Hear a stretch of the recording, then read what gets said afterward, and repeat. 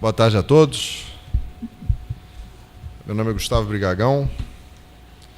Eu tenho a satisfação de ter aqui ao meu lado esquerdo, o Dr. André de Souza Carvalho, e do meu lado direito, o Dr. Guilherme Gomes, para tratar com os senhores de dois temas que foram objeto do Subject 1 e Subject 2 do Congresso da International Fiscal Association.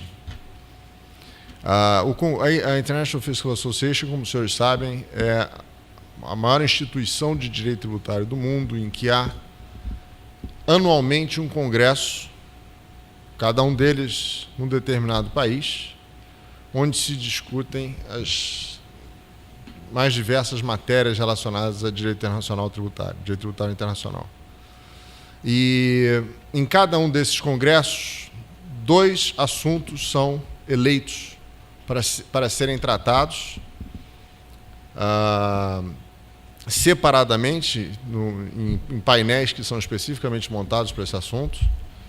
E em relação a cada um desses assuntos, são sempre eleitos relatores nacionais dos diversos países, mais de uma centena de países. Cada um deles produz um relatório nacional dizendo como aquele assunto é tratado de acordo com a legislação do seu país. Todos esses relatórios são entregues a um General Reporter, que é aquele que agrega todos esses relatórios nacionais, todos eles são repassados a ele, e ele faz um relatório geral sobre aquele assunto. E esse assunto é debatido em um painel nesse congresso da International Fiscal Association a que eu me referi. Portanto, são assuntos de interesse internacional, e esse debate ele é precedido de várias reuniões que esses panelistas fazem durante o ano para que todos os aspectos relacionados a esse assunto possam ser trazidos à mesa e possam ser discutidos com aqueles que estejam assistindo o Congresso.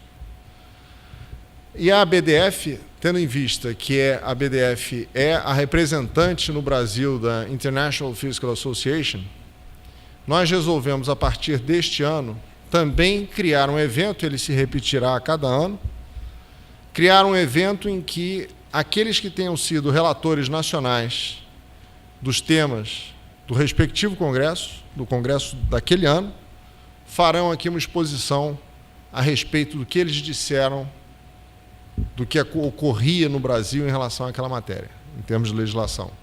E é exatamente o que nós estamos fazendo hoje. Nós, em relação os temas que foram objeto do congresso deste ano, que foi em Basel, na Suíça, foram dois os temas. O primeiro deles foi incentivos fiscais para pesquisa e desenvolvimento. Os relatores nacionais foram o Aloysio Meirelles de Miranda Filho e o Guilherme Kluk Gomes, que está aqui ao meu lado direito. O Guilherme é advogado do escritório Ulloa Canto, graduado pela Universidade de São Paulo, atua na área de direito tributário com ênfase em consultoria. E o segundo tema foi aspectos práticos da proteção de direitos fundamentais dos contribuintes.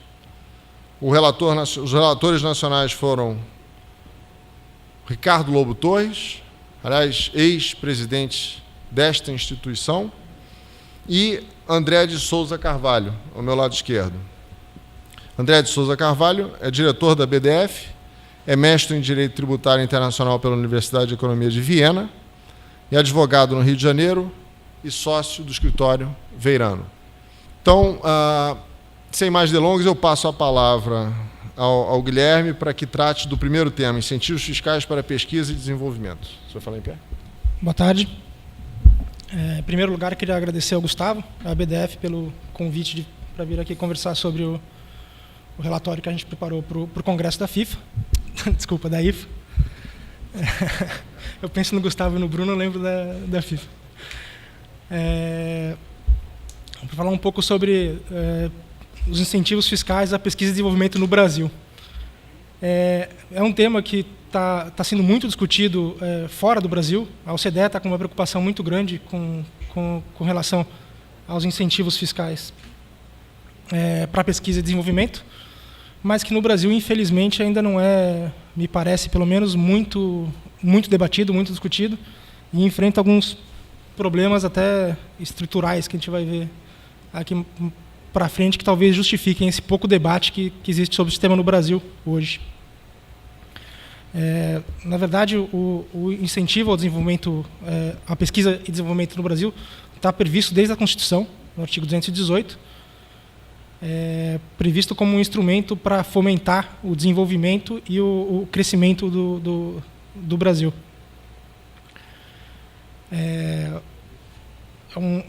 Um objetivo que está alinhado com o que a OCDE defende com relação à pesquisa e desenvolvimento.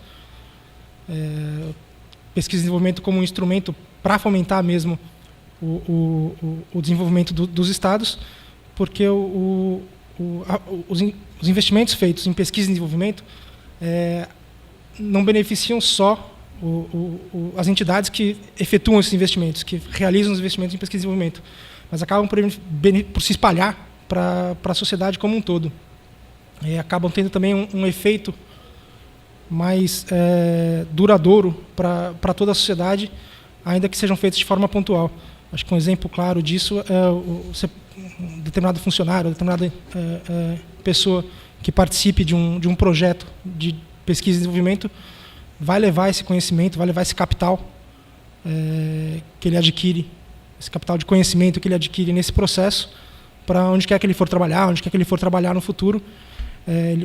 Esse capital acaba se espalhando, acaba beneficiando a sociedade como um todo. E o que se percebeu é que, na ausência de incentivos, seja incentivos fiscais ou qualquer outra forma de incentivo à pesquisa e desenvolvimento,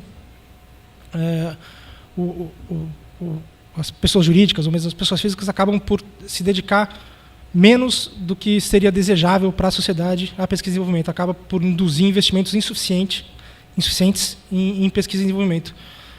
Até um ponto que está ressaltado no relatório geral da IFA desse ano, a meta da União Europeia até 2020 é chegar em 3% do PIB da União Europeia investido em pesquisa e desenvolvimento. Hoje a perspectiva deles é estar em 2,2%.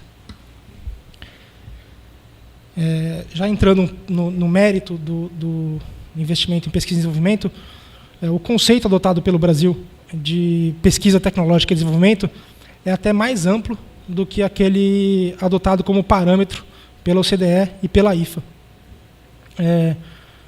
A OCDE e a IFA adotam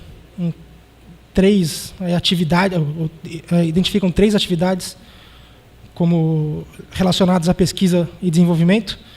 Acho que os nomes já dizem exatamente o que são essas atividades. Pesquisa básica dirigida, pesquisa aplicada e desenvolvimento experimental. A isso, o Brasil adiciona mais 2 categorias bem relacionadas ao processo de produção, que é um ponto interessante de P&D, de pesquisa e desenvolvimento no Brasil, é que as inovações desenvolvidas no Brasil estão muito mais vinculadas a processos do que a produtos. E isso acaba se refletindo até no conceito de pesquisa e desenvolvimento que o Brasil adota, que inclui tecnologia industrial básica, basicamente aferição e calibração de máquinas e equipamentos,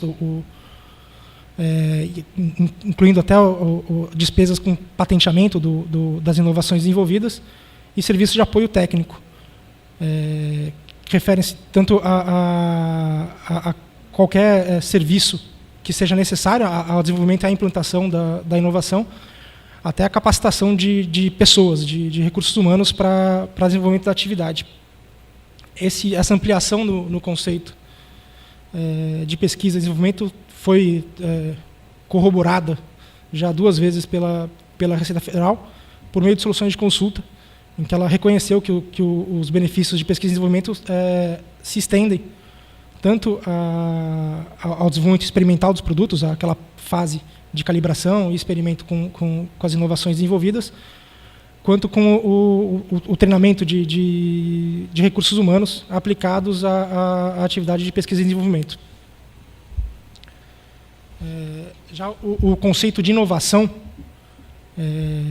que tanto a OCDE como a IFA adotam como parâmetro o modelo adotado pelo Manual de Oslo, o Brasil acaba por adotar um conceito um pouco mais restrito, pelo menos na legislação fiscal, porque exclui a implementação de métodos de marketing como uma inovação. Isso é um pouco diferente do adotado do modelo de Oslo, que expressamente inclui as inovações de métodos de marketing como uma inovação, mas no Brasil, talvez até por essa tendência de privilegiar o processo de produção, acabou por excluir o marketing como uma atividade que possa se beneficiar da inovação, o que foi até corroborado aí também por uma solução de consulta da Receita Federal em 2014. O relatório, na verdade, o conceito de benefício o incentivo à pesquisa e desenvolvimento costuma dividir os incentivos em dois grandes grupos. Os incentivos vinculados à despesa, que beneficiam as despesas incorridas com pesquisa e desenvolvimento, e os benefícios vinculados às receitas decorrentes resultantes dos investimentos feitos em P&D. No Brasil, atualmente, todos os benefícios concedidos pelo Brasil estão nessa primeira categoria, de incentivos vinculados às despesas incorridas com pesquisa e desenvolvimento. Mais para frente a gente vai entrar expressamente em cada um desses benefícios e explicar um pouco melhor. Já os benefícios relacionados à receita decorrente de ativos desenvolvidos com pesquisa e desenvolvimento, na verdade, acho que era um dos grandes pontos do relatório da IFA nesse ano, do congresso mesmo da IFA desse ano, porque está aí, é um dos grandes temas que está sendo discutido pela União Europeia atualmente, principalmente por algumas críticas que vêm sendo feitas. Primeiro, porque esse benefício concedido às receitas decorrentes da pesquisa e desenvolvimento nem sempre beneficia a entidade que realizou a pesquisa e desenvolvimento. Ela acaba ficando, principalmente na questão de inovação tecnológica, relativamente fácil transferir um ativo gerador de receitas de um estado para outro, se esse estado conceder algum benefício referente à receita decorrente de pesquisa e desenvolvimento, de ativos gerados com pesquisa e desenvolvimento. Tem alguns benefícios concedidos por países europeus, por países da União Europeia, por exemplo, a Hungria e a França, que não vinculam esse benefício decorrente de uma receita gerada por meio do investimento em pesquisa e desenvolvimento do ativo que vai gerar essa receita. Então, se um produto patenteado for desenvolvido, por exemplo, na Inglaterra ou na Alemanha, e transferido pela pessoa jurídica que o desenvolveu para a França, você vai ter um incentivo, um benefício vinculado às receitas geradas por esse ativo, sem que esse benefício esteja, de fato, incentivando pesquisa e desenvolvimento. Não tem nenhuma relação com os dispêndios relacionados à pesquisa e desenvolvimento que foram incorridos para gerar esse ativo. O Brasil hoje, como eu falei, não tem nenhum incentivo vinculado à receita, que beneficia a receita, com exceção de um benefício que me parece que não é aplicado, que ele beneficia pequenas e microempresas que realizem pesquisa e desenvolvimento por mandato, ou seja, contratadas por outras pessoas jurídicas para esse desenvolvimento, mas só pequenas e microempresas que não sejam optantes pelo Simples. Então, acho que é um universo de aplicação muito, muito restrito. Então, eu não conheço nenhum caso em que esse benefício tenha sido aplicado. Então, os principais benefícios concedidos pelo Brasil enquadram-se em duas das três categorias, principalmente relacionadas a esses incentivos vinculados à despesa. O primeiro é a superdedução, que é a possibilidade de deduzir despesas em percentual superior, em valor superior ao que de fato foi incorrido. Um benefício relacionado à depreciação e amortização de ativos, depreciação acelerada de amortização depreciação e amortização acelerada de ativos, uma redução na alíquota do IPI e uma alíquota zero do IR-fonte na remessa de valores referentes a patentes e cultivares. Os benefícios concedidos pelo Brasil estão disponíveis para qualquer pessoa jurídica, ou mesmo física. Física, na verdade, o único benefício aplicável seria o do IR-fonte, mas, em tese, eles estão disponíveis a qualquer entidade que esteja apta a aproveitá-los. Na prática, a gente vê que o aproveitamento desses benefícios está muito restrito a grandes empresas industriais, tanto grandes empresas, eu digo, acima de 500 funcionários, e muito preso, muito restrito também à atividade industrial. É pouco verificado o uso de benefícios fiscais relacionados à pesquisa e desenvolvimento na atividade de prestação de serviço. Mas, como eu disse, o benefício está disponível para qualquer pessoa jurídica, qualquer pessoa física, o que não implica que não há nenhuma violação a cláusula 24.3 da Convenção Modelo da OCDE, era um dos pontos específicos do relatório.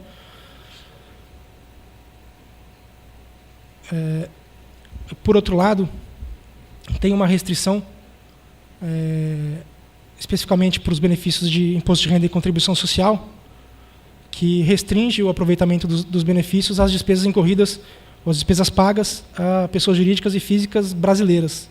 Então, você tem uma limitação na dedutibilidade especial das despesas, nessa superdedutibilidade das despesas, no sentido de que só podem ser deduzidas as despesas pagas às pessoas jurídicas brasileiras, o que pode, em tese, ser usado como argumento para questionar ou para levantar uma possível violação à cláusula 24.4 da Convenção Modelo da OCDE,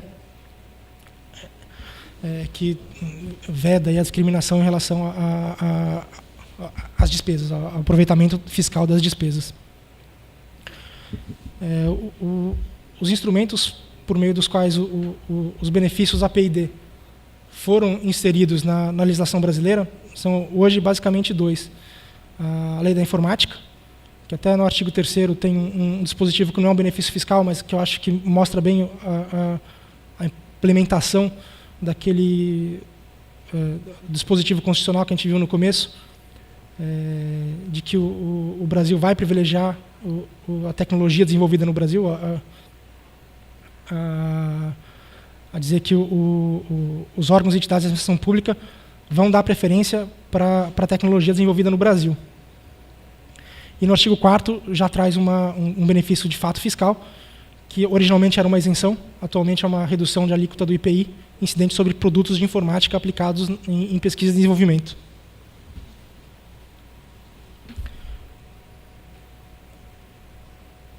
O outro instrumento de implementação dos benefícios fiscais APID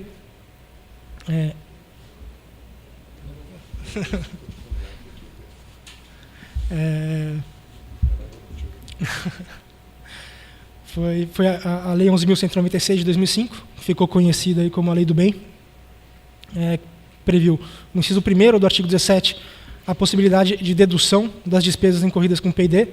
Isso, na verdade, não chega a ser um benefício, porque essas despesas já são, desde a Lei 4.506, que está refletida no artigo 349 do Regulamento do Imposto de Renda, consideradas operacionais e dedutíveis para fim de imposto de renda. A redução de 50% do IPI incidente sobre equipamentos, máquinas, aparelhos e outros bens aplicados à pesquisa e desenvolvimento tecnológico, a depreciação integral e a amortização acelerada dos ativos também aplicados na pesquisa e desenvolvimento. Aí tem uma questão interessante que em relação à amortização, esse benefício vale só para imposto de renda. Ele não tem a previsão de aplicar esse benefício para contribuição social. E a redução a zero da alíquota do imposto de renda retido na fonte nas remessas referentes a registro de patentes, marcas e cultivares. O outro benefício, que talvez fosse o benefício mais destacado aí da Lei do Bem, os outros benefícios estão previstos no artigo 19, 19A e 26, que são justamente aquelas superdeduções. A possibilidade de deduzir despesa no artigo 19 em até um valor de até 180% do valor da despesa efetivamente incorrida. Isso está previsto no artigo 19 e 26, despesa com P&D. E possibilidade de deduzir até 2,5 vezes o valor de dispêndios ou de despesas efetivadas com projetos por meio de instituição científica e tecnológica, ou por entidades científicas e tecnológicas sem fins lucrativos. Qualquer despesa incorrida com pesquisa e desenvolvimento que se enquadre naqueles conceitos de pesquisa e desenvolvimento e de inovação tecnológica abordados no início do trabalho, podem se beneficiar desse incentivo. Mas tem uma limitação. O valor das despesas não pode ser superior à base de cálculo do imposto de renda e da contribuição social sobre o lucro líquido, o que faz com que você não consiga carregar para os exercícios seguintes o excesso de despesa que tenha sido incorrido em determinado ano calendário. Esse era um dos pontos específicos questionados também pelo relatório da IFA, pelo Congresso da IFA. Um dos grandes problemas que eu mencionei no início também é aqui a medida provisória 694, que suspendeu os benefícios do artigo 19, 19A e 26 para o próximo ano calendário, para o ano calendário de 2016. Então, pelo menos isso aconteceu depois do Congresso da IFA, não tinha passar um pouco de vergonha lá, mas perde até um pouco do objeto da nossa análise, porque os três principais, ou pelo menos o principal benefício, que é o do artigo 19, não vai estar valendo o ano que vem. Eu até fiz questão de transcrever um pedaço da exposição de motivos da medida provisória, que deixa claro, deixa expresso, que essa suspensão se deve a um problema de caixa, exclusivamente para aumentar a arrecadação durante o ano calendário de 2016. Eles suspendem um benefício que tem o principal objetivo é justamente fomentar o crescimento e o desenvolvimento do país. Até comentando isso com um sócio do escritório essa semana, ele falou que esse é um dos elementos que mostra que o Brasil está realmente caminhando aí navegando para a tempestade perfeita, né? No momento que a gente precisa crescer, precisa fomentar a economia, a gente suspende um benefício fiscal que tem justamente essa finalidade, exclusivamente para fazer caixa durante um ano calendário, para satisfazer a necessidade de caixa de um ano calendário específico. Um outro problema que a gente enfrenta na aplicação de qualquer benefício fiscal no Brasil, mas também no caso dos incentivos à pesquisa e desenvolvimento, é uma interpretação bastante restritiva por parte das autoridades fiscais, com um suposto fundamento aí no artigo 111 do Código Tributário Nacional. A gente entende que, primeiro, essa restrição não deveria existir. Eu acho que eu conheço a posição da STJ, mas, a princípio, me parece que, mais do que tudo, os incentivos fiscais devem ser analisados de acordo com a sua finalidade, de acordo com o objetivo para o qual eles foram criados. Mas, infelizmente, não é isso que a gente verifica por parte das autoridades fiscais no Brasil, especificamente com relação aos incentivos fiscais à pesquisa e desenvolvimento. Tem alguns exemplos dessa interpretação. O primeiro deles aqui é com relação a um aspecto bastante formal dos incentivos fiscais à pesquisa e desenvolvimento, que é a necessidade de controlar contabilmente em contas específicas os dispêndios relacionados com pesquisa e desenvolvimento. Tem uma solução de consulta que diz que esse controle deve ser analítico, e tem um auto de infração que foi lavrado pela Receita Federal, questionando o fato de que a empresa que fazia uso do benefício não tinha um controle apartado dos gastos incorridos com pesquisa e desenvolvimento. Felizmente, nesse caso, no CARF, por maioria de votos, teve um voto de um conselheiro dos contribuintes, conseguiu reverter o voto do relator, que era desfavorável ao contribuinte, para dizer que esse dispositivo que determina que o controle seja feito em contas apartadas exige apenas que a fiscalização consiga identificar quais foram os gastos incorridos com pesquisa e desenvolvimento, nada mais do que isso. Se a fiscalização for capaz, com base na contabilidade da pessoa jurídica, de determinar quais foram os gastos efetivamente incorridos com pesquisa e desenvolvimento, o requisito estaria atendido e não teria que se falar em cancelamento do benefício, que foi o que a autuação tentou, a autuação buscou. O outro requisito que a gente já comentou, de serem as despesas pagas a pessoas físicas ou jurídicas domiciliadas no Brasil. Uma outra questão que o benefício estava vinculado, está condicionado a que a pessoa jurídica demonstre, ou a pessoa física, demonstre sua regularidade fiscal por meio do CND. E essa solução de consulta acaba por defender, ou acaba por dizer que se em determinado período de um dos 2 semestres, esse controle é feito semestralmente, a pessoa jurídica não consiga apresentar a CND, ainda que por uma questão de dias, ela perde o direito ao benefício no período inteiro. Então, se por algum motivo na reta final do semestre algo impedir a emissão da CND, isso acaba por ameaçar o gozo do benefício pela pessoa jurídica em relação ao ano calendário inteiro, de acordo com esse entendimento da Receita Federal. O outro requisito, que a gente já comentou também, do fato de as despesas estarem limitadas ao valor do lucro real e da base de cálculo da contribuição social, que impede que a pessoa jurídica leve o excesso de despesas para o calendário seguinte. E você tem a obrigação de prestar informações ao Ministério da Ciência e Tecnologia. Esse é um ponto que também foi questionado pelo mesmo auto de infração, que questionou os aspectos contábeis do benefício. Mas também, felizmente, teve um desfecho favorável ao contribuinte. Conseguiu-se demonstrar naquela oportunidade que o laudo do Ministério da Ciência e Tecnologia não deveria ser interpretado como lei, como regra. Que o contribuinte conseguiu juntar outros documentos que comprovavam que, de fato, ele havia investido em pesquisa e desenvolvimento e, de fato, tinha gerado uma inovação tecnológica. Por fim, só algumas informações referentes aos investimentos feitos em pesquisa e desenvolvimento no Brasil. Todos esses dados foram obtidos de um relatório preparado pelo IBGE, referente ao ano calendário de 2009 e 2011, então já estão um pouco defasados. Deve sair em breve um relatório referente ao período de 2011 a 2014.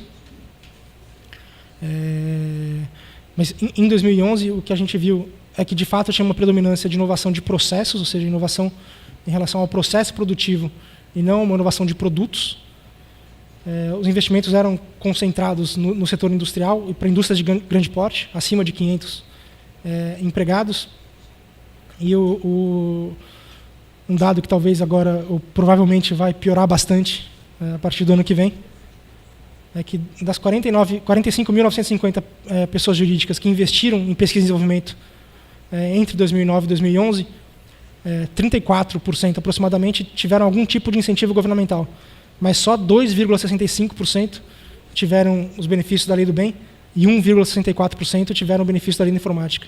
Ou seja, pouco mais de 4% das pessoas jurídicas que investem em P&D conseguiram acesso a alguma forma de incentivo fiscal à pesquisa e desenvolvimento. Acho que primeiro isso deve piorar mais ainda nos próximos anos, até porque essa suspensão do ano que vem com certeza não produz efeito só ano que vem. A pessoa jurídica que deixar de investir em 2016 com certeza vai ter um investimento menor nos anos seguintes. Investimento em pesquisa e desenvolvimento não é algo que você faça pontualmente.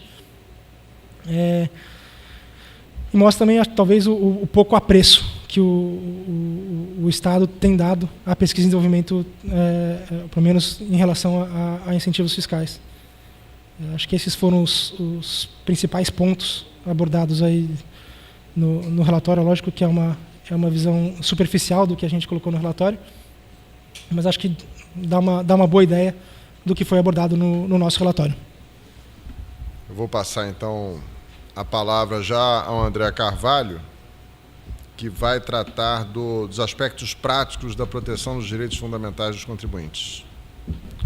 Obrigado, Gustavo. Boa tarde a todos. Uma satisfação estar aqui dividindo com vocês um pouco essa experiência de preparar um relatório nacional. Como o Gustavo, nosso presidente da associação, já colocou, né, esse é um processo que envolve muita gente, né, aí sob a tutela dos relatores gerais. No meu caso eram 2 relatores, o professor Philip Baker e o professor Pasquale Pistone, né, 2 nomes, né, que dispensam apresentações aí na seara do direito tributário internacional. E mais do que uma honra de tê-los como relatores gerais foi poder trabalhar com o professor Ricardo Lobo Torres, né, que sucedeu aqui bom, tivemos o professor Sacha, né, Calmon como presidente aqui em 2 mandatos entre o Gustavo e o professor Ricardo Lobo Torres, né, nosso querido, acho que de toda a comunidade jurídico-tributária aqui no Rio, né. Então, enfim, esse tema 2, né, do Congresso desse ano da IFA na Basileia, que está no volume 100 dos Cadernos de Direito Tributário Internacional, né, a publicação que congrega todos esses relatórios, já aí, né, ou seja, ao longo de muito tempo, né, cada ano tem há 2 cadernos, né, um para cada um dos temas principais do Congresso, né, o Congresso que, para quem ainda não é familiar com a dinâmica do Congresso, nós são 4 dias de Congresso, 2 dias dedicados exclusivamente a esses temas principais e o 3º e o 4º dia dedicados já a seminários sobre temas específicos de tributação internacional. Temas esses que são, né, largamente discutidos no contexto do Comitê Permanente Científico, enfim, né, com input de todos os representantes.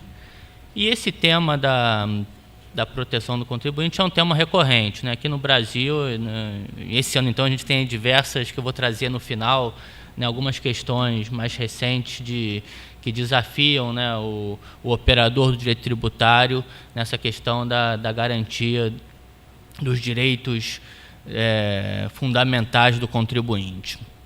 Tá? Só vou fazer aqui um breve sumário, ou seja, do que está contido nesse relatório. Tá? A gente, nesse caso aqui em particular, já fazia aqui o disclaimer, né? Ou seja, não havia muita liberdade para o relator nacional desse tema realmente trazer muita informação da maneira que lhe conviesse, ou seja, havia claramente uma diretiva dos relatores, né, diziam claramente, olha, você não precisa trazer nenhuma discussão acadêmica, teórica, não discorra páginas sobre, né, medidas que, eventualmente, sobre casos interessantes do seu país. A gente quer, o objetivo desse relatório é eles tabularem, ou seja, quais são os limites mínimos de garantias de contribuintes verificados nessas jurisdições e até que ponto seria possível estabelecer parâmetros, né, que pudessem, que algum país trouxesse alguma medida, algum parâmetro de defesa, né, de sustentação desses direitos fundamentais do contribuinte, que pudesse ser usado como um paradigma, como um parâmetro para ser reproduzido em outros países, né? E aí então faria esse trabalho através de suas representações locais, né, dos respectivos IFA branches, né, como é a ABDF, que representa esse papel aqui no país. Tá? Então havia 11 temas pré-determinados em que havia a orientação para que os relatórios abordassem. Esse relatório, a gente tinha, né, acho que o Guilherme também sofreu um pouco com isso, né, a gente não tem muito para onde fugir, há um limite, tá, de 10.000 palavras que não tem negociação, não dá para esticar, ou seja, tem que ser observado. Fica até aqui, né, para os senhores na plateia que tenham interesse, né, no futuro em fazer esse papel. A gente tem prazos bem rígidos, tá? A associação é bastante severa, tá? Com relação, até porque, né, o trabalho, ou seja, cada um dos relatórios nacionais vão ser analisados pelos relatores gerais, né, e depois vão ser levados para publicação no CAE, que saem no primeiro semestre, né? O congresso é sempre no segundo semestre do ano, tá? Então, para dar uma ideia para vocês, esse relatório, né, que está no Congresso, que foi mês passado, mês retrasado, acho que o Guilherme também, no meu caso, meu prazo foi em outubro do ano passado que foi apresentado o relatório. Então já há algumas questões que estão um pouco defasadas, né, a dinâmica tributária brasileira, como os senhores sabem, bastante coisa acontece, ainda mais num período de recessão, de crise econômica, né, e de necessidade de equilíbrio das contas fiscais. Então, há, de fato, né, aí uma série de adoções, uma adoção de uma série de medidas, né, visando a arrecadação da tributação, nem sempre, né, respeitando a Carta de Direitos Fundamentais do Contribuinte, né, os limites constitucionais ao poder de tributar, ou pelo menos como deveriam ser. Tá. O relatório, então, né, esses 11 temas, começa com a identificação do contribuinte, tá, passa como é que é a mecânica da elaboração de autos de infração, tá, a questão da confidencialidade é uma preocupação muito grande, né, dos relatores, como é que ocorrem as fiscalizações, os recursos nos casos de autuações, tá, a questão da criminalização da conduta tributária, tá, a questão do enforcement, né, que a gente optou por traduzir como conformidade fiscal, procedimentos transfronteiriços, né, ou seja, basicamente troca de informações, ou seja, como é que ficam os direitos do contribuinte nesses processos, tá, que cada vez ocorrem mais, como a gente vai falar um pouquinho. Questão da legislação, orientação da Receita, ou seja, os rulings, né, consultas tributárias. E, por fim, um panorama institucional, a questão dos códigos de defesa dos contribuintes. Tá? Com relação à introdução, né, eu já disse que, como eu já coloquei, o relatório ele era bem limitante no sentido ao que deveria ser feito. Tá? Cada um dos relatores nacionais recebeu as diretivas, né, em que, ou seja, já não, dizendo que em cada um desses 11 subtópicos o que deveria ser feito, o que os relatores esperavam receber, o que eles não gostariam de receber, tá? Então isso já ficou bem delimitado, né, qual seria o espectro, o escopo de aplicação do relatório nacional.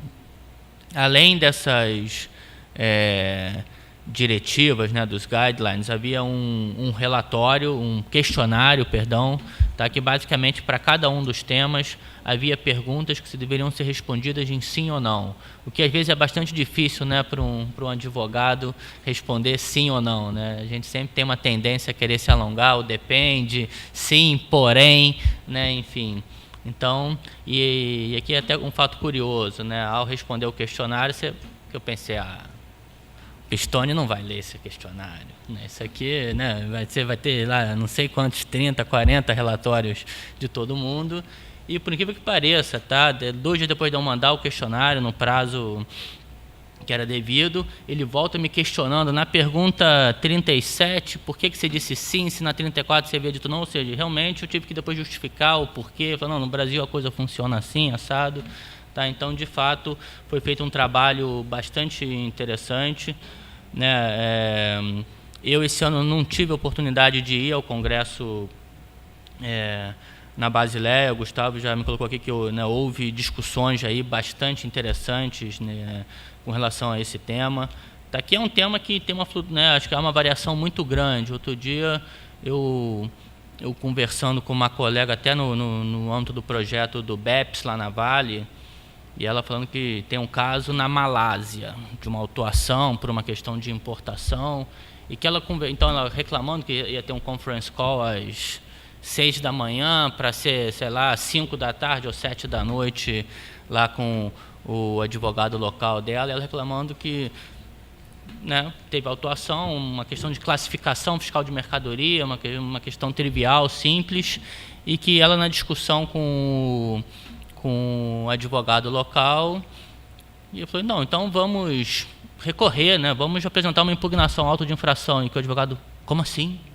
Você vai apresentar uma impugnação ao auto de infração? Isso não se faz aqui na Malásia. Então, isso só para dar um panorama para vocês, né, que assim, o diretor pode ser preso, o diretor lá, no momento em que há uma autuação, tá, isso, enfim, confesso que não verifiquei a veracidade dessa informação, tá, mas me foi dito por uma colega, tá, que o diretor da empresa que sofre uma autuação na Malásia fica impedido de deixar o país. Tá, então, acho que, enfim, por mais que a gente reclame que no Brasil há uma sanha arrecadatória, né, que a autoridade aqui é truculenta no trato com o contribuinte, há jurisdições que aparentemente são piores, né? Então a gente não pode reclamar, né? Ou seja, a gente tem todo um capítulo na Constituição, né, de garantias, né, de limites ao poder de tributar, né? Ou seja, mas já há lugares que a ditadura fiscal é pior que a nossa aqui no Brasil. Tá? Dito isso, vamos passar então a cada um desses 11 subtemas, tá? E o que o relatório procurava abordar. Né? Por conta dessa questão de limite, ou seja, para os senhores que tiverem a oportunidade ou não, né? Ou seja, então o suplício de ler o relatório nacional, tá? Ele propositalmente ele é um pouco raso, né? Ou seja, não havia espaço para cada, ou seja, você vai citar uma doutrina, uma jurisprudência, você está consumindo aí um espaço considerável, né, desse limite das 10.000 palavras, tá? Então a ideia era ele realmente ser conciso e ser bastante informativo, né, sem ir muito no detalhe de cada uma das questões, tá? Entre as questões aqui que a gente teria que abordar nesse primeiro ponto, da identificação dos contribuintes nas declarações, um ponto é a questão do acesso às informações do contribuinte. Então, uma vez submetida uma declaração, né, um tax return, como é que fica a questão do contribuinte depois ter acesso a essa documentação que foi submetida ao crivo da autoridade fiscal, né? Como é que fica a questão de retificação dessa informação, tá? E, enfim, que no Brasil acho que isso não é problema, né? Ou seja, a gente tem um sistema até acho que bastante avançado, né, de submissão eletrônica das declarações, cada vez mais, né? Ou seja, com o SPED, né, com o fim da DCTF, ou seja, que hoje, né, o sistema é praticamente online e real time, né? Ou seja, e realmente hoje em dia fica um pouco mais difícil aquela questão que como havia antigamente de retificar uma declaração, né? Ou seja, com SF, coisa e tal, mas enfim, mas a rigor há a possibilidade do contribuinte ter acesso a essa informação, ela não se perde no momento em que é submetida à autoridade fiscal. Foram trazidos alguns conceitos, né, de se haveria aqui no Brasil um sistema de cooperação, ou seja, para aqueles contribuintes que são adimplentes, que têm uma relação mais próxima com o fisco, se haveria um sistema que eles chamam de cooperative compliance ou uma enhanced relationship, né? Meu relatório, no nosso relatório, enfim, que a gente afirmou desconhecer qualquer procedimento nesse sentido, ou seja, lógico que há delegacias de maiores contribuintes, mas isso não necessariamente, né, resulta numa relação mais próxima. Talvez relação mais próxima porque a fiscalização está mais em cima, né, mas não no sentido de haver um benefício para o contribuinte que se enquadra nessa situação. Tá?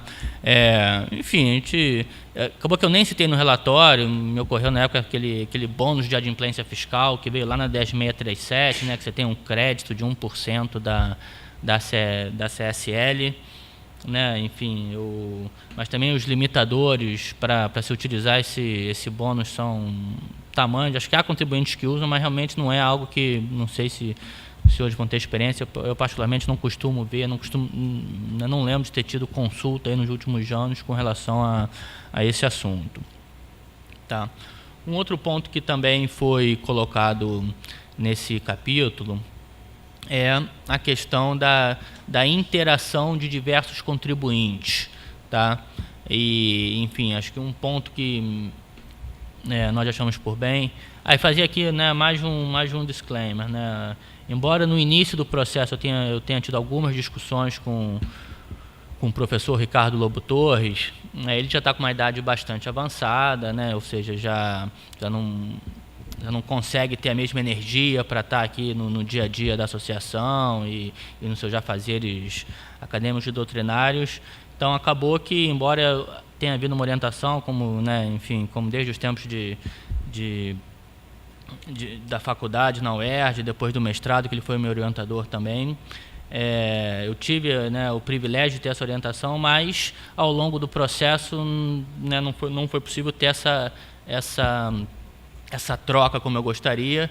Então, né, deixar claro que quaisquer impropriedades técnicas, quaisquer erros, né, que haja no relatório são de minha exclusiva responsabilidade, né, deixar claro aqui que não cabem, jamais poderíamos imputar ao professor Ricardo Lobo Torres. Tá? Os acertos são deles, né, os erros cabem à minha pessoa, vamos deixar isso claro. Né? Então, um ponto que eu achei interessante trazer o Brasil, às vezes, né, tem essa cultura de trazer alguns institutos que a gente depois costuma ter uma iniciativa, talvez, de criticar no primeiro momento, mas depois olhando sob uma ótica de política fiscal e não naquele nosso lado advogado de defesa do contribuinte, pode ser interessante. Né? Um exemplo que eu cito ou seja, um aumento, né, dessa prática de substituição tributária, de retenção na fonte, ou seja, né, cada vez mais a gente vê para N situações em que a responsabilidade pelo pagamento da obrigação tributária não está com o contribuinte, né, estrito sensu, mas com outra pessoa que tem uma relação com o sujeito passivo. Né? Então, e aí ele falou, mas como é que quando tem erro? A gente foi buscar, talvez, um exemplo, né, do parecer normativo 1 de 2002, que é aquele caso, né, de erro na retenção, tá, pela fonte de pagamento, né, que dentro do mesmo exercício, né, essa fonte está obrigada ao pagamento, mas que, uma vez passado o exercício, na medida em que ela reteve indevidamente o imposto que é de um terceiro, né, ela fica responsável pela multa, mas o imposto naturalmente é devido pelo terceiro, né, que foi retido, ou seja, essa obrigação não passa para a fonte retentora. Tá? Com relação às autuações, né, a elaboração de autos de infração, de tax assessments, algumas das questões que deveríamos abordar são como é que se há um processo, né, de checagem da validade do auto de infração, ou seja, isso a gente tem, essa questão acho que está bem positivada aqui no nosso direito, né, tem os requisitos de validade. Então, aqui a gente está naturalmente limitando a discussão à esfera federal, né, ao imposto de renda, né, lembrando que a IFA é uma associação de tributação internacional. É lógico que há discussões também relativas à tributação indireta, né, a VAT, no nosso caso aqui ICMS, mas o foco da atuação é o direito internacional e, por via de regra, né, o imposto de renda. Tá? Então, por isso que a gente está aqui focando nossos comentários, né, no caso aqui, no processo administrativo federal. Tá?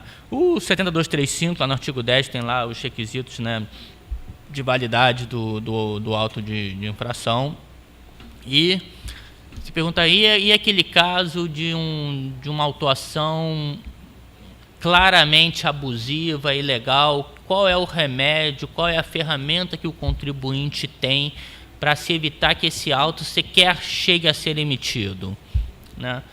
É uma questão complicada, né? Na prática, ou seja, a gente vê, acho que todos os senhores aqui que trabalham com consultoria, com contencioso tributário, se deparam com atuações bem absurdas, às vezes um detalhezinho que poderia ser sanado, ou seja, acaba vindo às vezes atuações por vezes milionárias por conta de detalhes que, na verdade, né, poderia se evitar que toda a máquina administrativa fosse movida por conta, né, de às vezes de uma atuação do fiscal, né, que poderia ser evitada.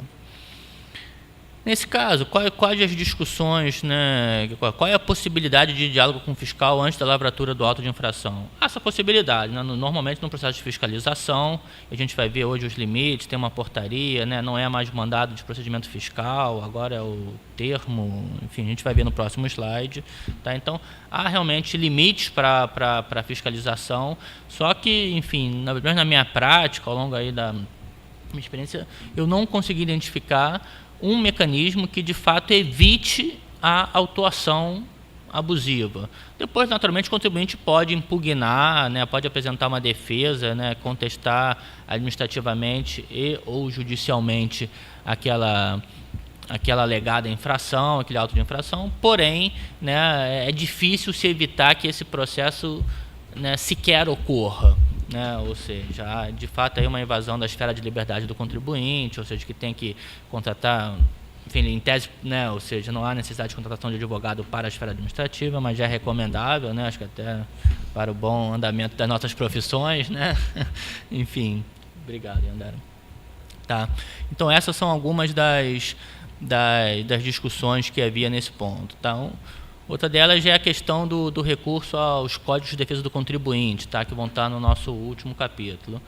Que, enfim, já antecipando um pouco a discussão, são leis bastante bem-vindas, né? Ou seja, no sentido que vão dispor sobre esses direitos, mas, na verdade, isso tudo é soft law, né? Ou seja, são leis que, na verdade, são interessantes nós termos, a gente está melhor tendo esse tipo de norma no nosso direito positivo, mas, porém, esses códigos de defesa do contribuinte não contemplam sanções, via de regra, né, não contemplam sanções para o servidor, para o fiscal que tiver né, atuando contra essas normas, enfim. Então, realmente, a gente tem um problema um pouco da efetividade, né, da aplicação desses direitos de garantias do contribuinte. Então, no ponto com relação a autos de infração, essas são as discussões. Tá? Com relação à confidencialidade, né, que é uma discussão que a gente tem aqui, né, com relação ao sigilo fiscal no Brasil. Tá? Havia algumas preocupações, né, dos relatores com relação a questões de ordem prática, por exemplo, se a informação que é submetida à autoridade fiscal, se ela é sujeita à criptografia, né, se o servidor que vai ter acesso à informação, se há um treinamento para lidar com informações sensíveis e confidenciais, né, ou seja, que também, lógico, são preocupações relevantes, né, a lista né, o naming and shaming, né, ou seja, que é outro ponto, né, se ocorre no país. A gente acabou de ver recentemente, né, ou seja, a Receita publica a lista dos grandes devedores, né, isso foi feito através de 2 ou 3 semanas, até no próprio site, você abriu o site da Receita, né, acho que uma coisa também, acho que uma certa truculência, né, da atual administração da Receita de colocar essa lista. Às vezes aí você vê lá contribuintes com bilhões colocados ali como devedores, sendo que esses bilhões normalmente estão suspensos ou por liminar, ou por uma outra medida judicial, ou por depósito, enfim. E aí você tem empresas que normalmente são abertas, listadas em bolsa de outros países, né? Depois a autoridade equivalente à CVM desse país vai ver que negócio, essa informação para o repórter é prato cheio, né, para se fazer um sensacionalismo fiscal.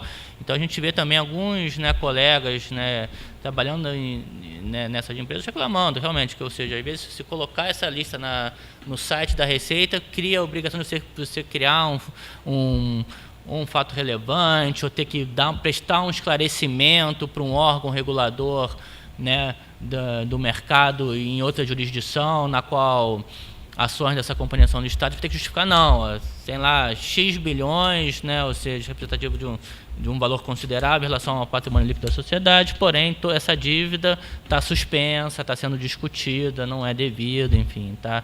Isso então, né, cria, né, constrangimentos para o contribuinte que idealmente poderiam ser evitados. Tá. A questão do sigilo fiscal está garantido no 198 do CTN, no 998 do Regulamento do Imposto de Renda, né, e a regra geral é que toda informação está sujeita a sigilo, com exceção, né, de requisição da autoridade judicial ou do Ministério Público no exercício de suas funções, né, ou para prestação de informações, ou, por exemplo, um Estado na forma de, né, por exemplo, um Estado que pede uma informação sobre uma doação indicada, né, com um rendimento isento numa declaração de imposto de renda, para ver se vai haver a cobrança do ITCMD, enfim, então esse tipo de, né, ou seja, há uma exceção legal para, né, entre aspas, quebra do sigilo bancário nesse tipo de situação, tá? Tem a questão do está mais ou menos reproduzido no artigo 6º da Lei Complementar 105, né, que foi regulamentado pelo Decreto 3.724 de 2001, né, que foi substancialmente modificado em setembro de 2014 pelo Decreto 8.313. Tá? Que também inseriu lá, dentre as hipóteses de exceção, né, que a autoridade poderia ter acesso às informações bancárias do contribuinte, inclusive na questão de troca de informações. Tá? Qual foi o contexto dessa alteração no decreto de regulamentação do sigilo bancário? Foi naturalmente o FATCA, né,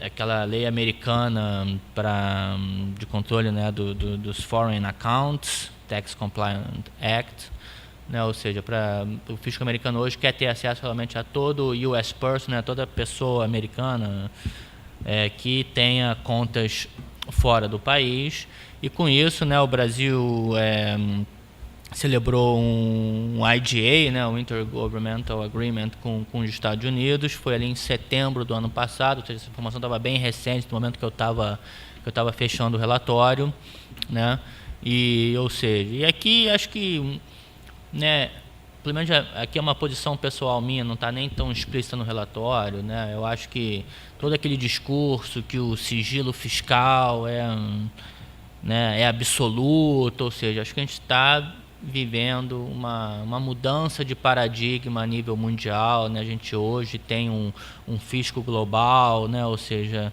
não há mais que se falar, né? Acho que tem que se temperar essas afirmações, né, muito assertivas, né, de garantia total e restrita do sigilo fiscal, né? Acho que a gente hoje vive num mundo globalizado em que a troca de informações é a tônica, né?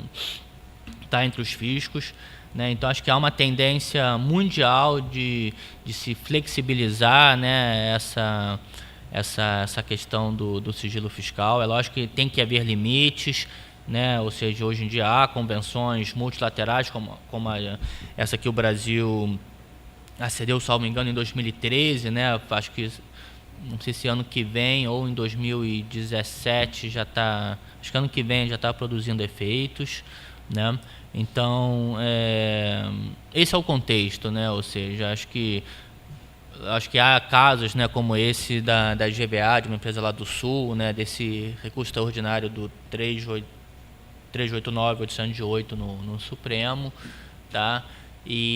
ou seja, pelo menos a minha percepção é que acho que até em casos de contribuintes que venham levar essas discussões de sigilo fiscal para o judiciário, ou seja, não cabe mais aquela discussão,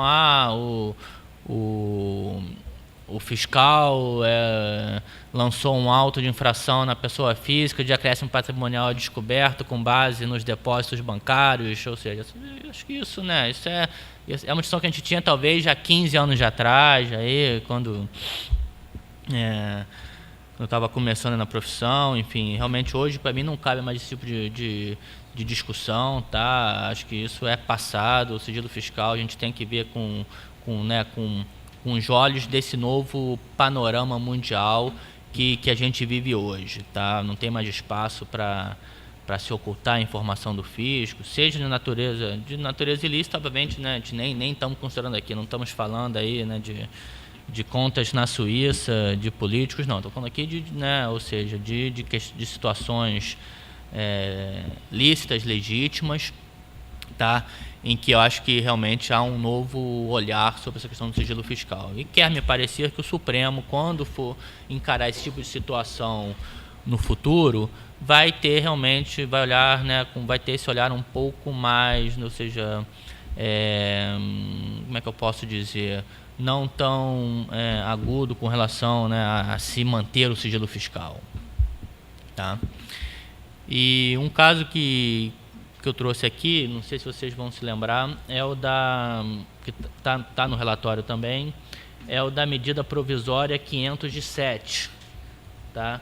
Que foi não sei se vocês vão lembrar, em determinado momento, ali em 2010, houve um escândalo que um determinado auditor fiscal utilizou uma senha de um colega para ter acesso às declarações de imposto de renda de um possível candidato da oposição, né, à presidência, isso que, né, essa eleição que seria 2 anos depois, né.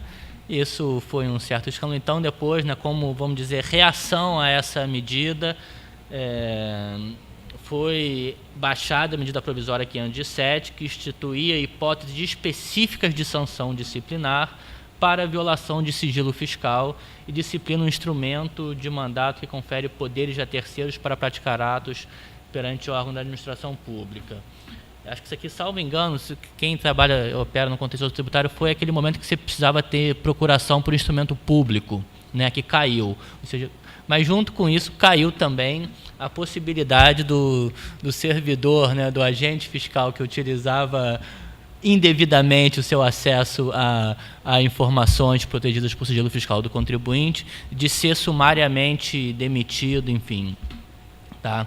A medida provisória não foi, sabe-se lá por que motivo, né, não foi convertida em lei. Então, achei curioso trazer esse fato, porque cabia bem aqui no contexto do que os relatores gostariam de ouvir.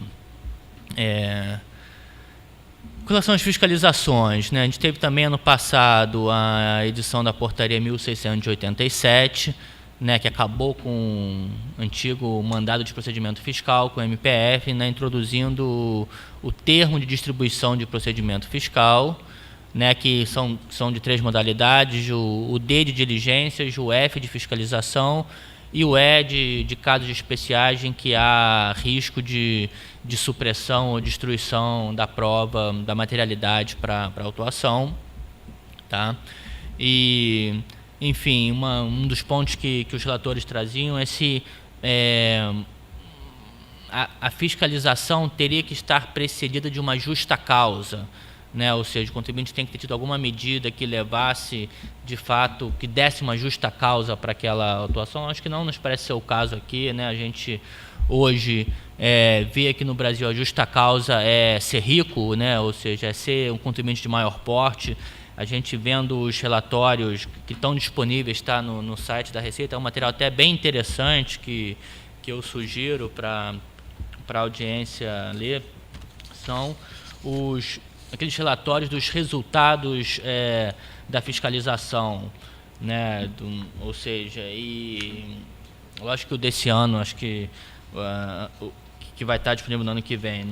As notícias não vão ser muito boas, né? Naturalmente há uma redução drástica da arrecadação, né? E caminhando junto com a desaceleração da economia, tá? Mas o que a gente verifica, tá, nesse relatório é que de fato há uma concentração das fiscalizações nos contribuintes de grande porte, né, ou seja, pessoa física com patrimônio acima de 10 milhões de reais e pessoas jurídicas que estão aí nas respectivas DEMACs, né, nas regiões fiscais. Tá? Ou seja, há naturalmente alguns temas que também são foco das atuações, né, amortização de ágio, transfer price, lucros no exterior, ou seja, que a gente, né, todo mundo que acompanha viu aí atuações bem significativas nesses pontos, tá? Mas esses então são alguns dos pontos de atuação, dos pontos de atenção da fiscalização a nível federal.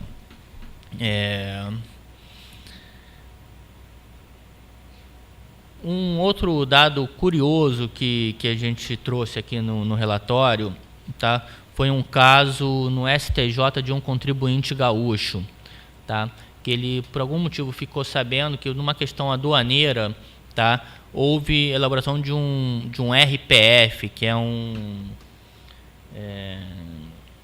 é tipo um mandado de procedimento fiscal, mas é um documento interno da Receita, tá? Então, ele, sabendo que havia uma fiscalização lá na Diana, no órgão da aduana, né, com jurisdição sobre esse contribuinte, ele então falou, não, bom, eu quero saber o que está sendo investigado a meu respeito. E aí o fiscal fala, não, essa informação é protegida por sigilo fiscal, ou seja, é o sigilo fiscal sendo usado contra o próprio contribuinte, né? Ou seja, ao invés de ser uma garantia do contribuinte, isso é usado contra o contribuinte, né? Ou seja, na recusa, né, do oferecimento da informação que ele buscar com um agente público, tá?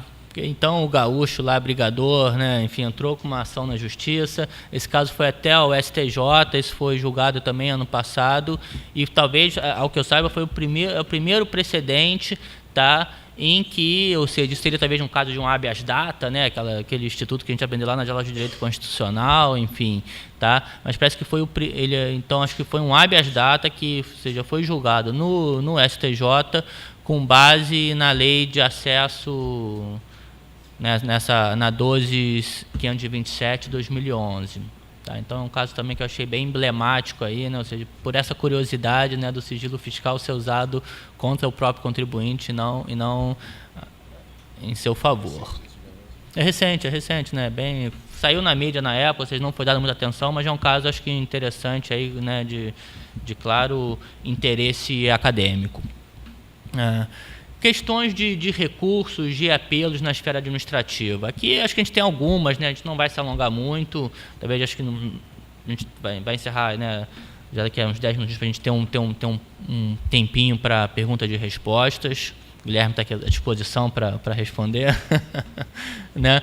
Enfim, de questão da discussão administrativa, né, do acertamento da revisão do lançamento, né, ou seja, aqui no Brasil, questões clássicas, já a impossibilidade de concomitância das discussões na esfera administrativa e judicial, né, a questão do julgamento secreto na primeira instância, né, que a OAB aqui do Rio tem se voltado, né, contra essa questão do contribuinte não ter acesso ao julgamento de primeira instância na esfera federal.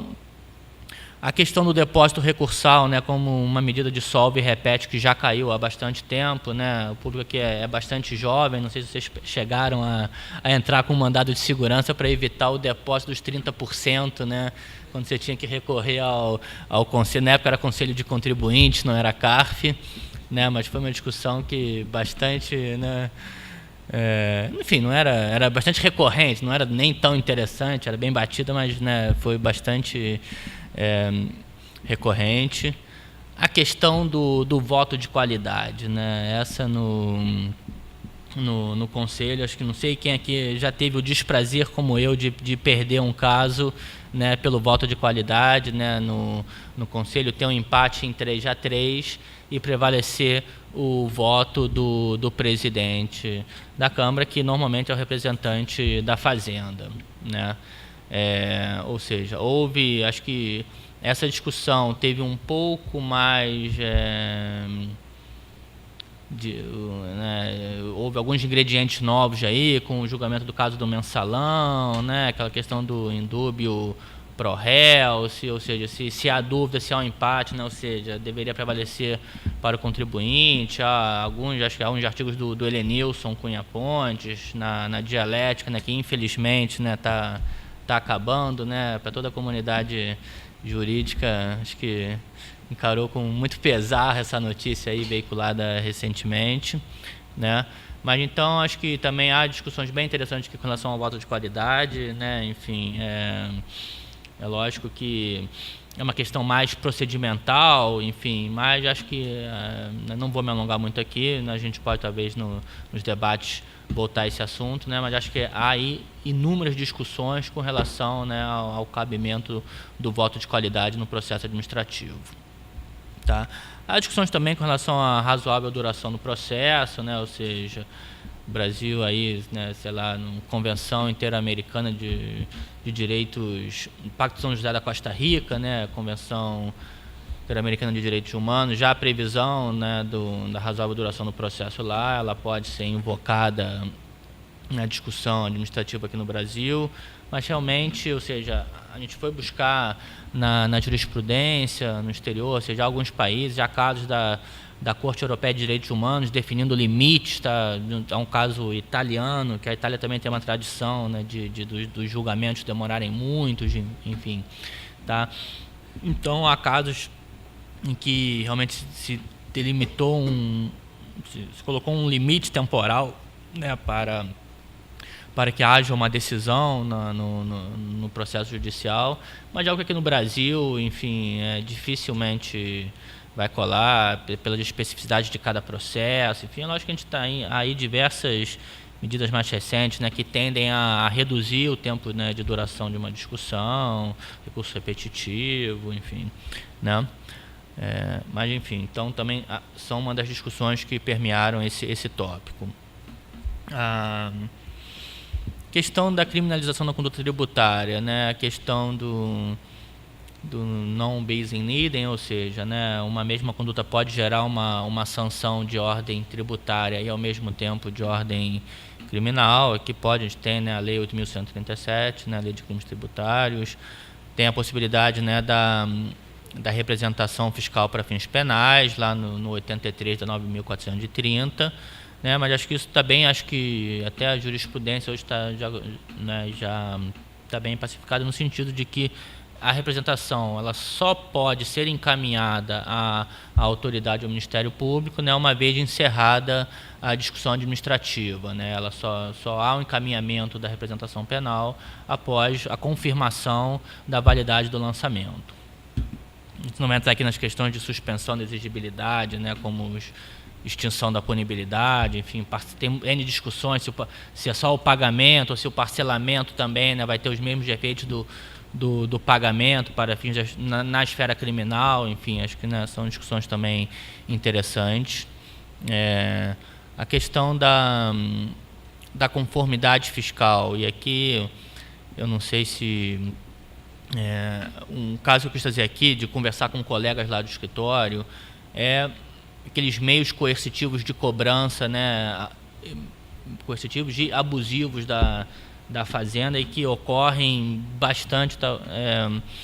Por exemplo, a gente lá no escritório, enfim, como vocês imaginam que também eu faço, representam clientes estrangeiros, né, e é natural você, ao representar um cliente estrangeiro, fazendo a parte societária, né, você ter uma procuração para poder representar o sócio estrangeiro, para assinar o contrato social, a alteração ao contrato social, no caso de uma limitada.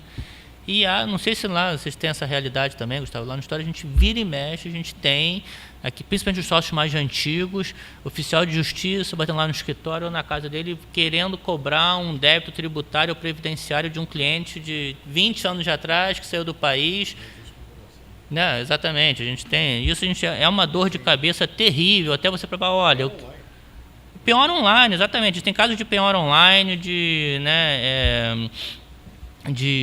oficial de justiça querendo cobrar débito daquele cliente, você não sabe nem mais quem é, você tem que peticionar naquele processo, ou seja, tirar a constrição, conversar com o juiz, olha, vai lá no Bacen Júri, isso aqui não é caso de penhora online, eu sempre fui um mero procurador, nunca tive poderes de gestão, nunca exerci tais poderes e muito mais nunca agir com excessos de poderes ou contra o estatuto ou em qualquer ilícito que pudesse dar ensejo à sucessão tributária, para além da pessoa jurídica, no caso aí devedora. Isso aqui então é um caso que causa bastante irritação, e que a gente vê acontecer bastante. Então a gente também trouxe para o relatório, ou seja, de uma realidade que o Brasil realmente... É difícil a gente, nesse contexto todo, como você já viu, a gente colocar, não, o Brasil é um parâmetro, repitam aí nas suas jurisdições o que a gente faz no Brasil. Eu não consegui achar nenhum caso em que a gente pudesse se orgulhar, bater no peito e falar, olha, não, o Brasil é o lugar. Pelo contrário, a gente conseguiu, ou seja, a ideia, como eu falei no início da apresentação, era apresentar parâmetros que pudessem ser reproduzidos nos outros países e também para trazer aquelas situações no outro extremo, quais são os limites mínimos de garantia dos direitos fundamentais. Então, aqui a gente trouxe pelo lado negativo. Questão da troca de informações, ou seja, a previsão lá na 104, nas leis complementares, tem uma IN regulamentando os casos de troca de informações, já 1226. Aí tem aquela discussão, a troca de informações é um ato interno da Receita, o contribuinte tem o direito, ou seja, no momento em que um fisco de um outro país solicita informações de um contribuinte brasileiro, como é que fica... Qual é o direito desse contribuinte no Brasil? Ele tem direito a ser informado que o fisco brasileiro está trocando informações a seu respeito com outro fisco? Ele tem o direito de ser ouvido? Tem que se instaurar um contraditório nesse caso? Ele tem o direito de contestar a validade, a veracidade, o conteúdo das informações que vão ser trocadas? São questões também interessantes para a gente ter nesse contexto. Com relação à questão da legislação, a gente, aqui no Brasil, pelo menos a minha percepção, a conclusão no relatório, é que a gente tem de fato, ou seja, desde a Constituição até nas legislações esparsas, há de fato um rol de garantias do contribuinte, que são muito bonitos de se ver no papel, mas que nem sempre a gente vê a transposição dessas garantias do papel para o mundo real, para a prática. Acho que o grande problema aqui, um dos grandes problemas do contribuinte no Brasil é, de fato, a coexistência de três esferas de poder, de três entes tributantes. Acho que muitos dos conflitos que a gente vê, e de você estar sujeito a duas fiscalizações para uma mesma atividade, muito na esfera municipal e estadual, enfim, mas também ocorre na esfera municipal e na federal, enfim. Então, acho que isso é um pouco essa confusão ocorre daí. Mas a gente tem um controle judicial, ou seja, realmente o judiciário tem poder de declarar uma lei ilegal e inconstitucional. Houve muita preocupação com questão, principalmente por conta de precedentes da Índia, ou seja, com relação à questão da irretroatividade da lei tributária, ou seja, a gente aqui, pelo menos no Brasil, essa garantia, a gente acho que pode ter questões talvez dentro do mesmo exercício, talvez, mas acho que isso está bem controlado aqui. A gente não costuma ver, pelo menos por enquanto, costuma-se dizer que no Brasil até o passado é incerto, ou seja, aquela máxima, mas acho que a gente, com relação a isso, a gente está mais tranquilo. questão da orientação da receita, ou seja, da relação do contribuinte do fisco. Ou seja, acho que a gente tem aqui no Brasil um processo de consulta em âmbito federal bem regulamentado, né? Era IN 740 antigamente, né? Em 2013 veio a 1396, né? Até lá, ou seja, lógico que na prática a gente tem muita consulta que acaba sendo ineficaz, né? A gente vê uma certa, talvez, preguiça do fisco federal em responder, né, às consultas, mas lógico que a gente também se ressente um pouco de um processo um pouco mais íntimo de consulta fiscal, né? A gente, lá fora, a gente sabe que nos rulings, você vai para um país como a Holanda, por exemplo, você consegue sentar com a autoridade fiscal e realmente negociar, trazer a questão e depois submeter. Aqui, talvez, no estado do Rio, a gente consiga, já foi mais fácil no passado, há um afastamento da autoridade, né, do contribuinte, mas na esfera federal é bem complicado, né? Ou seja, a não ser que realmente você vá para uma escala muito alta de poder, uma simples consulta, você não tem um diálogo, né? Ou seja, você bota no papel e depois espera aí 3, 6 meses para ter a resposta. E aí tem questões, ou seja, da mudança de entendimento, venire contra factum próprio, enfim, né? Questão do Código de Defesa do Contribuinte, né? Ou seja, a gente tem 2 projetos de lei, tá? Um antigo do senador Jorge Bornhausen, né? O 646 de 99, e um mais recente do deputado Laércio Oliveira, que, salvo engano, também é um que tem um projeto de lei para tributar os lucros de dividendos, né? Enfim, é o morde e assopra. Então, enfim, aí tem o 2557 de 2011. A nível estadual, tá? A gente tem aí, Minas Gerais foi o estado pioneiro, né, em vir com o Código de Defesa do Contribuinte, tá? Com uma lei lá de 2000, algo que foi seguido por São Paulo e Santa Catarina, né, em 2005.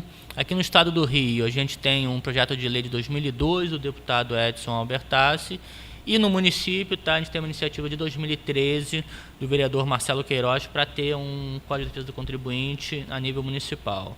Eles são muito similares, ou seja, né, é soft law, como eu falei, não há sanção, mas tem aí realmente reprodução de muitos dos direitos e garantias que a gente já tem na Constituição. Mas, como eu disse, é sempre melhor tê-los do que não ter, né? Embora na prática, né, ou seja, a gente não vê aí uma efetividade da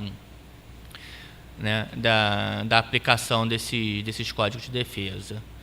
Por fim, trouxe aqui algumas questões que me ocorreram, ou seja, né, passado um ano aí desde que foi entregue o relatório, a gente tem aí algumas outras questões, né, recentes, ou seja, como é que fica a questão, né, da discussão administrativa no CARF, aí pós-operação Zelotes. Tivemos a introdução daquela financeira, né, que hoje em dia o banco abre toda e qualquer informação, né, do contribuinte que tem conta lá. Ou seja, essa terceira, pelo menos, caiu, né, a DEPLAT, que virou DIOR, ou seja, né, o 7º a 12 ou 13 da MP 685, né, caiu no Senado ou na Câmara, né, enfim, acho que provavelmente não vai adiante, né, isso causava bastante preocupação na gente.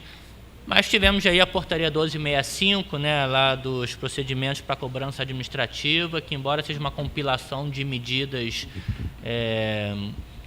que já eram existentes, né, de cobrança do crédito tributário, acho que realmente ela veio com bastante maldade ali dentre os itens em que o fisco pode enquadrar o contribuinte. E está falando muito também nessa questão do bloco K do SPED, que você vai ter que abrir toda a informação que vai ter, né, da sua produção, principalmente para contribuintes de natureza industrial. Enfim, há um grande receio de se vazarem informações de sigilo industrial, ou seja, de propriedade intelectual, com relação a essa obrigação acessória aí do bloco K, que, salvo engano, foi adiada. Gente, acho que eu já me alonguei demais aqui, né? Agradeço aí a atenção de todos e, enfim, acho que a gente tem um tempinho então agora para um debate e realmente ficamos felizes se vocês tiverem alguns pontos, se a gente puder aí discutir com vocês um pouquinho do que foi dito aqui. Muito obrigado. Bom, parabéns aos dois pelas excelentes disposições. Realmente esse segundo subject aqui, os aspectos práticos da proteção dos direitos fundamentais dos contribuintes, no próprio discurso de abertura do Congresso, o presidente da IFA, o Paroscaka, ele fez referência a um pêndulo. Um pêndulo que, quando as regras começam a pender mais para a proteção ou incentivo de medidas que tornam o poder fiscalizatório mais intenso, esse pêndulo vai para o outro lado para tentar chegar a um ponto de equilíbrio, no sentido de exatamente tentar preservar a proteção dos contribuintes, para que não haja uma força excessiva de um lado ou de outro, ou no sentido de serem criadas regras que permitam que o Estado avance sobre o patrimônio do contribuinte com uma potência ou com uma força muito maior do que a devida, nem a criação de limites constitucionais a essa atuação do poder de tributar que impeça o fisco de exercer a sua função de arrecadar tributos, que é absolutamente necessária para o bem comum, né? Enfim, e daí a criação desse segundo subject aqui, que é justamente de fazer a verificação de como se dá no mundo a proteção dos direitos dos contribuintes e como isso se reflete no sentido de tentar, né? Aí você viu que você citou aqui no final várias medidas que foram tomadas depois do seu relatório. Imagina se o mundo soubesse da nossa MP 685, né? Que vergonha que nós iríamos passar lá, né? Na verdade. E você vê que essa MP 685, ela encontra fundamento no BEPS. Quer dizer, não encontra esse fundamento, óbvio que não. Mas a Action 12, ela permite que sejam criados procedimentos como esse, mas só que o Brasil deu 50 passos à frente, né? E com base nisso, né, tentando se fundamentar nisso, criou regras que eram tão absurdas que hoje em dia nem existem mais, né? E também a questão do CARF, né? Porque o CARF, a Operação Zelotes, é uma operação que demonstrou a existência de crimes efetivos ocorrendo no âmbito do CARF, que devem ser investigados, e os responsáveis por esses crimes devem ser exemplarmente punidos. Mas daí surgiram questões ou propostas que são completamente absurdas, como, por exemplo, a extinção do CARF. O CARF existe há 90 anos, é um órgão que, a meu ver, o processo administrativo tributário, a meu ver, ele legitima o título que fundamenta a execução fiscal, porque o crédito tributário, né, o débito tributário, diferentemente dos demais débitos que ensejam a execução, numa relação privada, o devedor vai lá e assina uma promissória se dizendo devedor. Ele manifesta a sua vontade. Ou então ele vai ao Poder Judiciário e discute o débito que ele tem nessa relação privada, e dessa discussão surge uma sentença que é um título executivo. Ou seja, eu tenho um título extrajudicial, que é uma nota promissória, um título de crédito, ou eu tenho uma decisão judicial. Foi o próprio devedor quem foi lá e apôs a sua assinatura no documento que dá ensejo à execução. Na outra, ele teve toda a oportunidade do mundo para lançar argumentos para dizer que aquela dívida não era válida. Na dívida tributária, não. Quem lança é o próprio credor. Ele vai lá, lança o crédito tributário, e esse título é que vai formar a certidão da dívida ativa que vai ser objeto de execução. Ou seja, é toda a vontade do credor determinando que, olha, você me deve tanto e ponto. O que legitima isso? É justamente a possibilidade dele discutir administrativamente a existência ou não daquele débito. É isso que legitima. Portanto, o processo administrativo fiscal, ele tem importância absoluta nessa função de legitimar o título que dá ensejo à execução fiscal. Então, acabar com o CARF é um total absurdo. É o mesmo que você pretender curar um paciente cancerígeno, ao invés de retirar o tumor, você vai lá e mata o paciente. Se tem um tumor, uma doença, você tem que retirar o tumor, mantém o paciente. Se você matar o paciente, você também vai acabar com o câncer, indiscutivelmente. Mas você matou o paciente. Então, quer dizer, medidas têm que ser tomadas nesse sentido. Você citou várias questões de processo administrativo, por exemplo, o depósito recursal. Depósito recursal, você lembrou bem, é um depósito aquele depósito de 30% que caiu na jurisprudência. Mas tem uma proposta no Senado Federal que, não de 30%, mas do valor integral da dívida. Eu até escrevi recentemente sobre isso num desses meus artigos aí do Conjur. É um projeto da senadora Vanessa Graziotin, que é muito bem intencionada, porque ela, como membro da comissão que analisa a CPI do CARF, não é? Ela verificou todas aquelas irregularidades, então a visão dela no sentido, nós temos que acabar com isso. Então, quer dizer, ela é muito bem intencionada, mas só que eu acho que o projeto avança e vai a um ponto que imaginem, muitas vezes os créditos tributários, eles são em montantes muitas vezes superior ao patrimônio da empresa. Tem débitos tributários que chegam a 1 bilhão, 2 bilhões, 3 bilhões de reais, ou de dólares até. Enfim, o depósito recursal é absurdo, porque ele impede o direito de defesa do contribuinte em nível administrativo.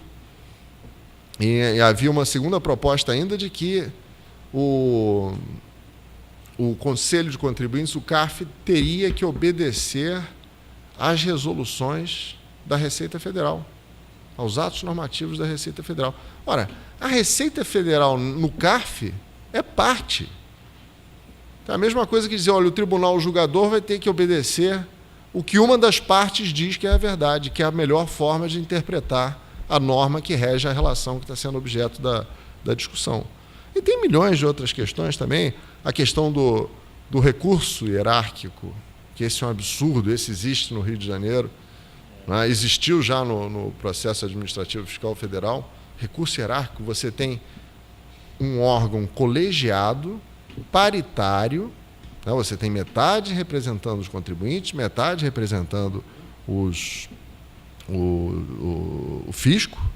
Você tem um presidente, que eu também concordo com você, que é um absurdo que seja sempre o presidente da Fazenda, o presidente representante da Fazenda, e com poder de desempate. Então, você já entra perdendo, né? Mas, de qualquer forma, você tem um órgão paritário, colegiado, técnico, que julga num determinado sentido, favorável ao contribuinte, e cabe um recurso a um órgão singular, político, e, na maior parte das vezes, não técnico. E ele reforma a decisão do colegiado. Isso é um absurdo, né? Enfim, são tantas questões que realmente existe muito material que deve ser estudado, examinado e analisado no sentido de tentar fazer com que esse pêndulo volte para cá, para que a gente consiga chegar a um ponto, né, de equilíbrio em que a relação entre fisco e contribuinte atinja a sua finalidade, que é que todos aqueles que tenham efetivamente uma manifestação de riqueza sejam tributados na forma da lei, né? E que contribuam sem excessos para que o poder público possa exercer a sua função maior, que é de promover o bem comum, né? Bom, mas enfim, eu abro agora a palavra aos presentes para fazer as perguntas que entendam necessárias. Alguém? Eu tenho uma dúvida. Agora que passou esse susto do MP 685, né? Obrigado. Alguém teve uma luz ali, derrubaram dia 5 na Câmara essa declaração, tudo bem? Você acha que tem algum cenário, um terreno possível, exceto em 2016, que a gente já viu que está ruim para a pesquisa, está ruim para todo mundo? Você acha que tem algum cenário possível para uma enhanced relationship no Brasil assim surgir? Porque a consulta na Receita é mais Receita. O que você acha disso? Aí a Receita fala, eu acho que esse vai ser o desdobramento, só que se não fizer, vai ter multa e olhe lá. Você acha que tem alguma possibilidade de diálogo, principalmente com o âmbito federal, sei lá? Ou seja, se há uma possibilidade de reinstituição daquele modelo que estava lá na 685, você diz? Não uma declaração que a Receita te obriga a expor suas informações para ela, mais um diálogo, como acontece na Holanda, Suíça, Alemanha. Ao invés de uma lista negra, como é o modelo que a gente teria aqui na MP 685, ou seja, ter um enhanced relationship, ou seja, aquele contribuinte, né, cooperativo, ou seja, está talvez numa lista branca, né? Ou seja, aquela coisa bonita. Não sei, não tô muito otimista, enfim, a gente vê a atual administração, né, aí, sob a tutela do ministro Joaquim Levy, ou seja, o fato é que, ou seja, as medidas impopulares são necessárias para um equilíbrio das contas públicas, né, ou seja, e realmente aumentar tributo está longe de ser uma medida popular. Essa questão não necessariamente é um aumento de tributo, mas visa aumentar a arrecadação, que também é uma forma, né, de tentar se equilibrar as contas públicas. É o que o Gustavo colocou, né? Eu acho que tem um fundamento aí mundial, ou seja, tem a ação 12 do BEPS, né, ou seja, que traz essa ideia, né, de disclosure, né, dos planejamentos, ou seja, mas isso também acho que eu vejo isso sob essa ótica positiva, né? O contribuinte abre o seu planejamento numa atitude, não, eu quero ter a segurança jurídica do que eu estou fazendo, é bacana, e quero ter um blessing, né, uma bênção da autoridade fiscal antes de implementar aquilo. Como a gente vê nos rules, como a gente vê nos APAs, né, para transfer price, enfim. Gostaria muito que no Brasil a gente tivesse esse panorama aqui já no ano que vem, mas se for ver o que eu efetivamente acho de coração, eu não acho que vai acontecer, né? Não sei se respondi a tua pergunta, mas não sei se os colegas da mesa compartilham desse meu pessimismo, né, com relação a essa questão pelo menos foi um avanço não ter prosseguido, né? Porque realmente toda a discussão da consulta, né? Enfim, qual de efeito, aquela multa qualificada de 150% ali, que era meio absurdo, né? Ou seja, e também nessa questão da MP 685 teve muita gente falando que isso seria a regulamentação do CTN. Eu não via dessa maneira, tá? Não sei aqui, talvez se vale a pena ter a discussão, né? Ou seja, eu realmente via como mais um contexto de ação 12 do BEPS do que a questão da MP... A 66, como é que foi aquela 66, né, que foi a tentativa de regulamentação lá do parágrafo único do 116, né? Na minha visão, não estamos falando de regulamentação do CTN, e sim da implementação da ação 12 do BEPS. Carlos Adolfo, pois não. Sobre esse tema, será que a recente edição de missão normativa permitindo a consulta a novas normas da Receita, já vi antes alguma coisa nesse sentido na área aduaneira. E, mais recentemente, o Fisco realmente editou essa normativa permitindo que haja uma cooperação maior no sentido dele disponibilizar a minuta da nova norma e dar oportunidade à sociedade de contribuir com sugestões. Eu acho que talvez o Fisco esteja tendo ultimamente uma postura um pouco conflitante. De um lado, ele é muito agressivo e muito, digamos, impositor de normas bastante rígidas, mas essa sinalização eu vejo como, pelo menos, uma iniciativa favorável na direção de um certo diálogo. Vocês, por acaso, têm tido alguma experiência ou alguma visão com relação a esse tipo de iniciativa do Fisco, embora ela seja muito recente, não? Eu acho que esse tipo de iniciativa é saudável, é salutar, né? Ou seja, realmente ter ali um blueprint, ou seja, ter realmente a minuta da norma. A gente vê isso, já vi isso na CVM, né, em outros órgãos, agências reguladoras costumam muito, né, ter uma consulta pública, né, da norma a ser publicada. Acho que, sem dúvida, é saudável. Da minha experiência particular, até nas normas aduaneiras, tá, quando houve, por exemplo, na admissão temporária, a IN 1361, que regula a admissão temporária, né, houve, de fato, uma consulta pública lá atrás, ou seja, nenhuma das propostas que eu fiz, e foram várias, estavam lá no texto final. É lógico, também a gente tem um approach de tentar de trazer questões que a gente sabe que eram problemáticas para os contribuintes, ou seja, então a minha experiência em particular, né, ou seja, mas não é muito satisfatória com relação à efetividade dessa relação, né, de troca aí, do contribuinte com o fisco previamente à publicação e edição de uma norma.